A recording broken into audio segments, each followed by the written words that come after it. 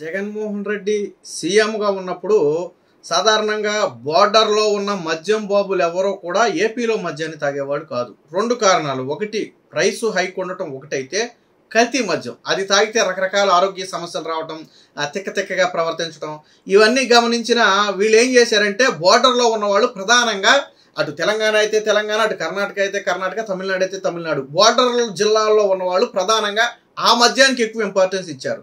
So పకడ్బందీగా వ్యవహారం చేసిన అవసరమైతే బోర్డర్ దాటి వెళ్ళి తాగేసి వచ్చేవాడు. సో ఇది తెలంగాణకి ఆంధ్రాకి బోర్డర్ మధ్య అయితే బాగా ఎక్కువ వ్యాపారం జరిగింది. అప్పుడు ఆ రోజు ఆదాయం అంతా కూడా బోర్డర్ ఆదాయం అంతా కూడా పక్క రాష్ట్రాలకు వెళ్ళిపోయింది. ఎందుకు వెళ్ళిపోయిందంటే నేను ఇప్పుడు చెప్పినట్టుగా, ఒకటి కల్తీ మద్యము, ప్రైస్ హైకు.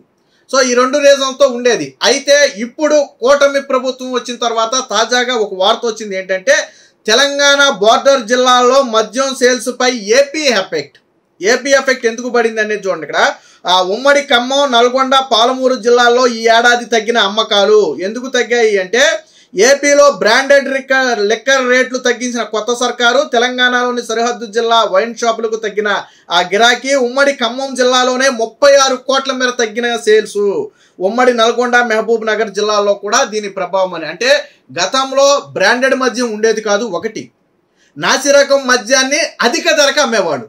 ఇక్కడ కూటమి ప్రభుత్వం ప్రధానంగా అప్పుడు ఎన్నికల్లో ఒక మాట చెప్పింది, మద్యాన్ని కంట్రోల్ చేయడం అనేది అంత ఈజీగా అయ్యే విషయం కాదు. జగన్మోహన్ రెడ్డి మద్యపాన నిషేధం అని చెప్పి తీసుకొచ్చి మద్యాన్ని ప్రభుత్వం చేత అమ్మించి ఇప్పుడు మద్యం స్కామ్ ఎంత పెద్ద స్కామో మనం అందరం చూసాం. అయితే కూటమి ప్రభుత్వం ఒక మాట చెప్పింది. వచ్చిన తర్వాత యాజ్ ఇట్ ఈజ్గా 2014-19 మధ్య ఏదైతే మద్యం బ్రాండ్లు రాష్ట్రంలో దొరికేవో అదే మద్యం బ్రాండ్లను అదే రేటుకు అందించే బాధ్యత మాది అని చెప్పి నాడు కూటమి ప్రభుత్వం చెప్పింది. అప్పట్లో దీన్ని చాలా మంది ఎగతాళి కూడా చేశారు. చంద్రబాబు నాయుడు వచ్చాక మద్యం ఇస్తా అన్నాడు. మద్యం ఇస్తానంటే మద్యాన్ని ఏమి చంద్రబాబు నాయుడు కొత్తగా తెచ్చిస్తాను అనలా. జగన్మోహన్ రెడ్డి పిచ్చి మద్యాన్ని క్యాన్సిల్ చేసి ఆ నాణ్యమైన మద్యాన్ని ఇస్తా అన్నాడు. జగన్మోహన్ రెడ్డి మద్యం వల్ల 5 ఏళ్లలో ఎంతమంది ఆ మహిళల మెడలో తాళు దిగాయో చాలా మందికి తెలుసు. ఆ మద్యం తాగి ఎంతమంది ఈ రోజు మంచాలకు పరిమితమై అనారోగ్యాలతో ఆసుపత్రుల చుట్టూ తిరుగుతున్నారో తాగిన వాళ్ళు అడగండి, వాళ్ళకి అర్థం అవుద్ది. ఆ రోజు ఎగతాళి చేసినంత ఈజీ కాదు. బట్ ఇప్పుడు కూటమి ప్రభుత్వం అడుగు పెట్టగానే ప్రధానంగా ఈ జగన్మోహన్ రెడ్డి బ్రాండ్లు మొత్తం కూడా తీసి పక్కన పెట్టింది. ఏదైతే లోకల్లో తయారు చేసి ఆ నాణ్యతలు పాటించకుండా విషం రూపంలో అమ్ముతున్నటువంటి మద్యం ఉందో ఆ మద్యాన్ని కూటమి ప్రభుత్వం పూర్తిగా ప్రక్షాళన చేసి దాని స్థానంలో నాణ్యమైన బ్రాండెడ్, అంటే దేశవ్యాప్తంగా దొరికే మద్యం బ్రాండ్లు ఏవైతే ఉంటాయో వాటిని తీసుకొచ్చి పెట్టారు. ధరలు కూడా తగ్గించారు. గతంతో పోలిస్తే ధరలు కూడా తగ్గించారు. దీనివల్ల ఏమైంది, ఇప్పుడు పక్క రాష్ట్రాలకు వెళ్ళి తాగాల్సిన అవసరం లేకుండా పోయింది. గతంలో ఎందుకు తెలంగాణల వైపు ఆ చెక్ పోస్టులు పెట్టి పోలీసులను పెట్టి ఇన్ని చేసినా ఎందుకు అవసరమైతే వెళ్ళి తాగొచ్చేవాళ్ళు అంటే, ఇక్కడ మద్యం తాగలేక. దానికి ఆల్రెడీ కారణాలు చెప్పా. సో ఇప్పుడు ఆ పరిస్థితి లేదు. కూటమి ప్రభుత్వం వచ్చిన తర్వాత ఆ పరిస్థితి లేదు. కాబట్టి ఏమైంది, తెలంగాణ ఆదాయం మీద ఎఫెక్ట్ పడింది. వాస్తవానికి ఈ ఆదాయం అంతా ఆంధ్రాదే. ఇప్పుడు మనం మాట్లాడుకున్న ఈ ఆదాయం అంతా కూడా ఆంధ్రాకి చెందాల్సిందే, ఆంధ్ర మద్యానికి రావాల్సిన వాటానే. కానీ ఎందుకు తెలంగాణకి గతంలో 5 ఏళ్ల పాటు వెళ్ళిందంటే జగన్మోహన్ రెడ్డి ముఖ్యమంత్రిగా ఉన్నాడు కాబట్టి. కల్తీ మద్యం తాగలేరు కాబట్టి, అంత ధరలు భరించలేరు కాబట్టి పక్క రాష్ట్రాలకు వెళ్ళి తాగే అవసరం. బట్ ఇప్పుడు అవసరం లేదు కదా.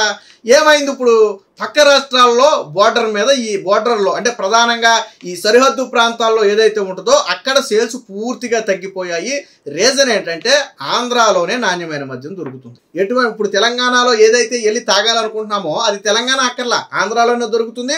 అవసరమైతే ఆ ధరతో పోలిస్తే ₹1 ఆంధ్రాలో తక్కువ ఉందని చెప్తున్నారు. అది మద్యం తాగే వాళ్ళకి ఐడియా ఉంటుంది. సో ₹1 తక్కువ ఉందని కూడా చెప్తున్నారు. ఇందులో కూడా అదే రాశారు. ఏపీలో బ్రాండెడ్ రేట్లు తగ్గించిన కొత్త సర్కార్ అని చెప్పి ఇందులో కూడా అదే రాశారు. సో అంటే వాస్తవానికి తెలంగాణలో గతంతో పోలిస్తే మద్యం ఎందుకు తగ్గింది అంటే ఆంధ్రలో నాణ్యమైన మద్యం. వాస్తవానికి ఈ మద్యం గురించి, ఇది మద్యం అనేది ఇంకా దీని గురించి బయటపడాలి. ఇప్పుడు కూటమి ప్రభుత్వం దాని మీద ప్రధానంగా దృష్టి పెట్టింది. ఇటీవల లివర్ కేసులు కానివ్వండి, పేగుకు సంబంధించి కానివ్వండి, నరాల బలహీనత సంబంధించి కానివ్వండి, 5 ఏళ్లలో కేసులు ఎక్కువ పెరిగినాయి. ఎవరయ్యా వీళ్ళని ఆరాధిస్తే మద్యం తాగేవాళ్ళు. ఎక్కడి మద్యం, ఏపీలో మద్యాన్ని రెగ్యులర్గా తాగేవాళ్ళు. మీకు రాకేష్ మాస్టర్ ఐడియా ఉన్నాడు కదా, చనిపోయాడు, సినీ ఫీల్డ్కి సంబంధించినటువంటి వ్యక్తి. ఆయన కూడా గతంలో ఏపీలో మద్యం తాగితే ఇదేంద్రా ఇది తిక్కగా ఉంది, తాగితే ఏదో తిక్కగా ఉంది, ఇలాంటి మద్యం తాకంటారా అని చెప్పి ఆయన మాటల వరుసగా చెప్పిన వీడియోలు కూడా అప్పుడు ఆయన చనిపోయిన తర్వాత వైరల్ అయ్యాయి. ఆయన వివిధ పనుల నిమిత్తం ఏపీ వచ్చినప్పుడు ఏపీలో మద్యం తాగితే ఆయనే చెప్పాడు, ఇదేంట్రా బాబు తిక్కగా ఉందని చెప్పి. ఎందుకని తిక్కగా ఉందంటే అది కల్తీ మద్యం, అది మద్యం కాదు, అది విషం. మద్యం పేరుతో విషాన్ని అమ్మేశారు. సాధారణంగా ఒక వ్యక్తి 20 సంవత్సరాలు మద్యం తాగితే ఎంత ఎఫెక్ట్ పడుద్దో జగన్మోహన్ రెడ్డి హయాంలో 3-4 ఏళ్ళు తాగితేనే అంత ఎఫెక్ట్ పడింది. ఒక వ్యక్తి మీద అంత ఎఫెక్ట్ పడింది అంటే ఆ స్థాయిలో కలిసి గతంలో బీజేపీ అధ్యక్షురాలుగా ఉన్నటువంటి పురంధేశ్వరి కావచ్చు, టీడీపీకి చెందినటువంటి కొంతమంది లీడర్లు కావచ్చు, పటాభి లాంటి వాళ్ళు కావచ్చు, ఈ మద్యం మీద పెద్ద యుద్ధం చేశారు. దీన్ని పక్క రాష్ట్రాలకు తీసుకెళ్లి టెస్టులు చేపిస్తే మద్యాన్ని అది మద్యం కాదండి బాబు విషం అని చెప్పి రిపోర్ట్లు వచ్చినాయి. దాదాపుగా విషమే. ఏంటి ఆంధ్రాలో విషం తాగుతున్నారా? మద్యం పేరుతో విషం పోతే తాగేస్తున్నారా? మద్యానికి కొన్ని ప్రమాణాలు ఉంటాయి, వాటిని పాటించాలి ఖచ్చితంగా. కానీ జగన్మోహన్ రెడ్డి హయాంలో అవేమీ పాటించాల. పైగా ఈ రిపోర్ట్లన్నీ కూడా ఎక్సైజ్ శాఖకు పంపి దీని మీద మీ సమాధానం ఏంటంటే ఒక నోరు మెదపల. పక్క రాష్ట్రాల్లో ఢిల్లీ, చెన్నై, బెంగళూరు లాంటి ప్రాంతాల్లో టెస్టులు చేయించి వివిధ ల్యాబుల్లో 3-4 ల్యాబుల్లో టెస్టులు చేయిస్తే 3-4 ల్యాబుల్లో కూడా ఆల్మోస్ట్ ఒకటే ఫలితాలు వచ్చాయి. వాటిని తీసుకెళ్లి ఇలా ముందు పెడితే ఒకటి సమాధానం చెప్పలా. ప్రజల ఆరోగ్యానికి హాని కలుగుతుందనే సమాధానం చెప్పలా. చివరికి ఏమైంది? అనేక మంది ఆసుపత్రి పాలయ్యారు, కొంతమంది ప్రాణాలు కోల్పోయారు.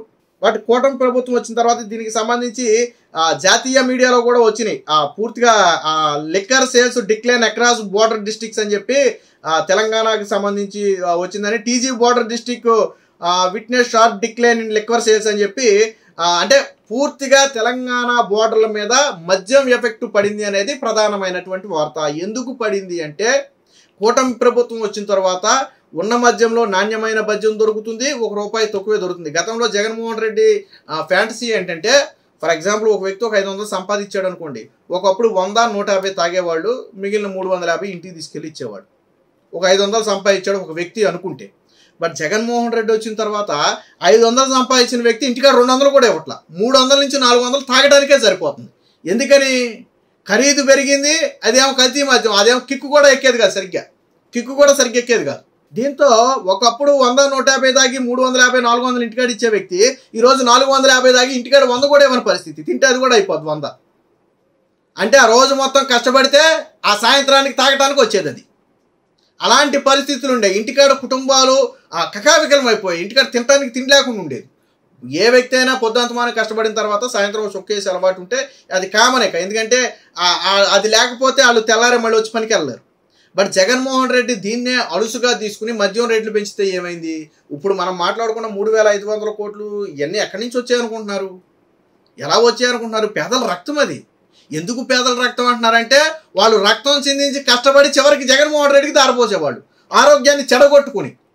పోనీ ₹1 పెంచితే పెంచాడు, నాణ్యమైన మద్యం పోసాడా అనుకుంటే చీప్ లిక్కర్ మొత్తం కూడా ఆంధ్రాలో తయారైనటువంటి జగన్మోహన్ రెడ్డి అనుచరులు తయారు చేసినటువంటి చీప్ లిక్కర్ విషాన్ని తాగించి జగన్మోహన్ రెడ్డి ఖజానా నింపుకున్నాడు. అందుకనే రక్తమాంసాలు, ఈ పేదల రక్తమాంసాలతో జగన్మోహన్ రెడ్డి విలాసాలు చేసింది. పేదల రక్తమాంసాలతో వ్యాపారం చేశాడు. అసలు మద్యపానం నిషేధం అన్నాడు. నిషేధం సంగతి దేవుడెరు పక్కన పెట్టు. ప్రభుత్వమే అమ్మటం, ప్రభుత్వమే బ్రాండ్లు పెట్టడం, వైసీపీ వాళ్ళే తయారు చేయటం, డిజిటల్ పేమెంట్స్ తీసేసి క్యాష్ రూపంలో మొత్తం కొలగొట్టేది. ఎంత దారుణమైన పరిస్థితులు ఉన్నాయి. ఆ పరిస్థితుల నుంచి ఈరోజు రాష్ట్రం బయటపడింది. నాణ్యమైన మద్యం దొరుకుతుంది, పక్క రాష్ట్రాల మీద ఆధారపడాల్సిన అవసరం లేదు. అదే సమయంలో గతంలో లాగా సంపాదించింది మొత్తం కూడా మద్యం మీద పెట్టేసి కుటుంబాలను రోడ్డును పడాల్సిన పరిస్థితి కూడా ఇప్పుడు లేదు. రేట్లు కూడా తగ్గాయి. ఆ ప్రభావమే ఇప్పుడు బోర్డర్లో ఉన్నటువంటి తెలంగాణ రాష్ట్రాల మీద పడింది. Please subscribe to Leo news for more videos.